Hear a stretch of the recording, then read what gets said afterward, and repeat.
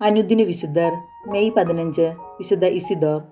കർഷകരുടെ മധ്യസ്ഥനായ വിശുദ്ധ ഇസിദോർ 1070 സ്പെയിനിലെ മാഡ്രിഡിൽ ഒരു ദരിദ്ര കുടുംബത്തിൽ ജനിച്ചു. ഉയർന്ന വിദ്യാഭ്യാസം നൽകാനുള്ള ധനശേഷി മാതാപിതാക്കന്മാർക്കുണ്ടായിരുന്നില്ല. എന്നാൽ പാവത്തോടുള്ള ഭയവും സുഹൃതങ്ങളും അവർ അവനെ അഭ്യസിപ്പിച്ചു. ധനികനായ ജോൺ ഡി വർഗാസിന്റെ കൃഷിത്തോട്ടത്തിലെ ദിവസജോലിക്കാരനായിരുന്നു ഇസിദോർ. മരിയ ദെലാ കബേസ എന്ന ഭക്ത സ്ത്രീയെ വിവാഹം കഴിച്ചു. അവർക്ക് ജനിച്ച കുട്ടി ശൈശവത്തിൽ തന്നെ അന്തരിച്ചു. അതിനുശേഷം ആ ദമ്പതികൾ ദൈവസേവനത്തിൽ മുഴുകി.